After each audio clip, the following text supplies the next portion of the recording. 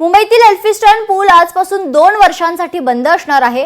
वरळी ते शिवडी कनेक्टरसाठी पुलाची पुनर्बांधणी होणार आहे। पुलाच्या पाडकामाला लवकरच सुरुवात होणार, तर पुनर्बांधणीच्या कामामुळे मोठी वाहतूक कोंडी होण्याची शक्यता आहे। याचाच आढावा घेतलाय आमच्या प्रतिनिधी मीनाक्षी म्हात्रे यांनी।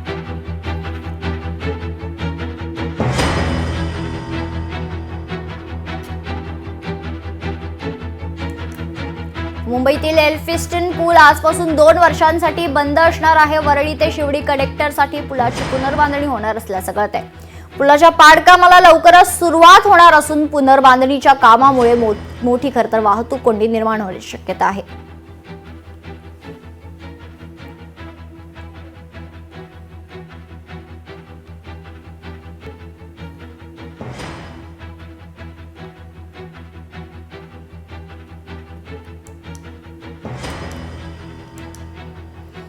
मुंबईतील एल्फिस्टन पूल खरं तर या पुलाच्या पाडकामाला काही क्षणातच सुरुवात होईल। या संदर्भात अधिक माहिती जाणून घेऊयात। आमच्या प्रतिनिधी मीनाक्षी म्हात्रे आपल्या सोबत जोडल्या गेलेल्या आहेत। मीनाक्षी, काय अपडेट आहे? एल्फिस्टन पूल आजपासून 2 वर्षांसाठी बंद होणार आहे। खरं तर या पाडकामाला केव्हा सुरुवात होईल? या ठिकाणची या पुलाची वाहतूक बंद करण्यात आलेली आहे का? या क्षणाची काय अपडेट आहे मीनाक्षी? निश्चितच आपण पाहतोय की जे 125 वर्ष जो जुनं पूल आहे एल्फिस्टनचं, ते बांधण्यात येणार आहे नव्याने आणि याच्यासाठी MMRDAच्या वतीनं हे काम करण्यात येणार आहे। खरं तर हा संपूर्ण मार्ग जो आहे तो परळ आणि प्रभादेवीला जोडणारा आहे। इथूनच संपूर्णतः वाहतूक जी आहे ती जात असते आणि मोठ्या प्रमाणात याच पुलाचं जर बांधकाम सुरू केलं आणि त्यानंतर हा पूल बंद करण्यात आला तर मोठ्या प्रमाणात वाहतूक कोंडी होऊ शकते आणि याचमुळे आपण पाहतोय की आता उद्धव बाळासाहेब ठाकरे यांच्या शिवसेनेचे या ठिकाणी आमदार आहेत अजय चौधरी सर, आज तुम्ही साखळी उपोषण करतायत। काय नेमक्या तुमच्या मागण्या आहेत? खरं तर पूल जे आहे 2 वर्षासाठी बंद करण्यात येणार असल्याचं सांगितलं जात होतं। आजपासूनची त्याची तारीख होती बंद करण्याची, पण अद्यापही ते चालू आहे। तुम्ही जे उपोषण करतायत, काय नेमक्या तुमच्या मागण्या आहेत? हा पूल बंद करणार म्हणून गेल्या 6 महिन्यापासून आम्ही ऐकतोय। याबाबत अनेक बैठका मी स्वतः घेतल्या। मी प्रत्यक्ष स्थळ पाहणी केली। MMRDचे अधिकारी, महानगरपालिकेचे ब्रिजचे अधिकारी यांच्यासोबत 2 तास उन्हातान्हातनं फिरलो, कारण ह्याचा कोणी त्यांनी विचार केलेला नाही। अर्थात ते काय हुकमाचे ताबेदार आहेत। MMRDचे आयुक्त आणि त्या खात्याचे मंत्री जे सांगतील त्याप्रमाणे त्यांना करायला लागतील, पण वास्तव काय हे त्यांना मी त्यावेळी दाखवलं होतं। कारण ह्या ब्रिजच्या पश्चिमेकडे राहणारे लोक या पूर्वेकडे येताना कसे येणार? याचा काय फाटक नाही आहे, रेल्वे क्रॉसिंगला काहीच आधार नाही आहे, त्याचा विचार केलेला नाही। इथून जाणारे पलीकडे जाणारे लोक कसे जाणार याचा विचार केलेला नाही। या इथे रुग्णालय प्रचंड प्रमाणावरती आहेत। त्या रुग्णालयामध्ये येणारा रुग्ण हा कसा येणार, त्याला कशा प्रकारे आणता येईल याचा देखील विचार केलेला नाही। आणि मनाला वाटलं म्हणून ब्रिज तोडणार। बघा, आम्हाला विकास हवा, पण आम्हाला विस्थापित करून नको आहे। हा नुसता ब्रिजचा विषय तर आहे, परंतु त्याचबरोबर या शिवडी वरळी जो उन्नत मार्ग आहे याच्यामध्ये 450 कुटुंब बाधित होतात। हे लोक गेल्या 100 वर्षापासून या परळमध्ये राहतात, त्यांचं पुनर्वसन कुठे करणार? सरकार अदानीला मनात आल्याबरोबर एका रात्रीमध्ये शेकडो एकर जागा देऊन टाकते।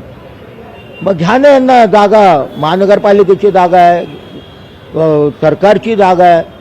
पहिला इमारती बांधा तिथे, या लोकांचं पुनर्वसन करा आणि नंतर मग काय तुम्हाला करायचं ते करा।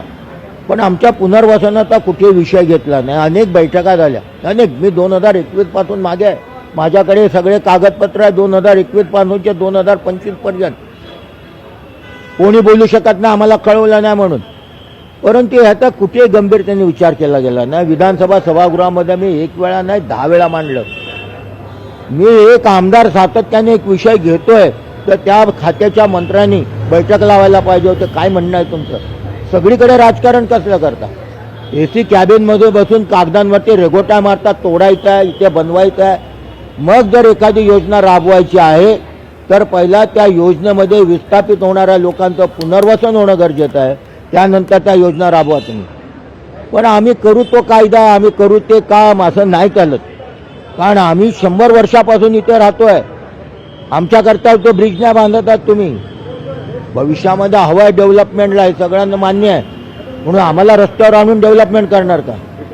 हे असं नाही चालणार. त्याकरता आम्ही अनेकदा विनंती करून अनेक गोष्टी आहेत त्याच्यामध्ये, म्हणजे विस्थापित होण्याचा रस्ता आहे, रुग्णालयामधलं जाण्या येण्याचा प्रश्न आहे, पलीकडून येणाऱ्या लोकांना पूर्वेकडे पश्चिमेकडनं कसं येणार तो प्रश्न आहे, इथे होणाऱ्या हेवी ट्रॅफिकचा प्रश्न आहे.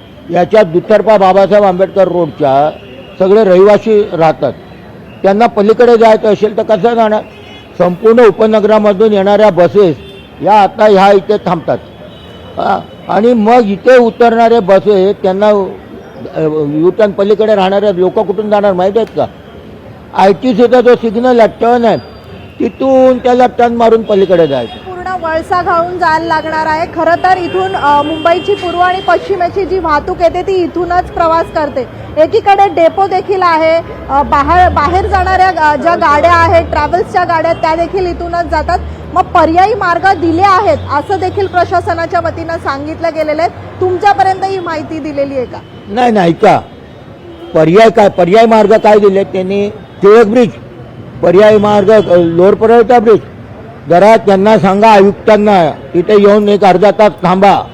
लोअर परळवरचा जो ब्रिज बांधलेला आहे त्या ब्रिजवरती आजही प्रत्येक सिग्नलला 10-15 मिनिटं थांबावं लागते. एखाद्याला समजा हृदयविकाराचा झटका आलाय, ॲम्ब्युलन्समध्ये आहे, ॲम्ब्युलन्सला काय पंखा लावून उडवणार का काय ॲम्ब्युलन्स. आणि मग ते उगाचच त्यांना, म्हणून मी मगाशी आपल्याला सांगितलं की AC कार्यालयामध्ये बसून सगळ्या कल्पना राबवतात. वस्तुस्थिती काय आहे, वस्तुस्थिती पहिला पहा की इथे येऊन काय परिस्थिती आहे, ट्रॅफिकची काय परिस्थिती आहे, रुग्णालयांची काय परिस्थिती. पण काही नाही. आणि सर्वात दुःखात म्हणजे अतिशय वाईट गोष्ट काय आहे की आम्ही त्या आयुष्यभर राबलेलो आहोत ना. इथे आमदार आहे, जिथे नगरसेवक आहे, तो आमदार कुठल्याही पक्षाचा असतो, पण त्यांना विश्वासात तर घ्यायला पाहिजे.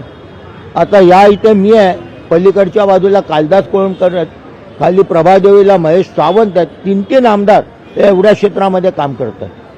आम्हाला विश्वासात तर घ्या काय करायला पाहिजे. अशी काही बोलणं झालेलं नाही, कोणत्या बैठका झालेल्या नाही आहेत का जसं तुमचं बोलणं आहे?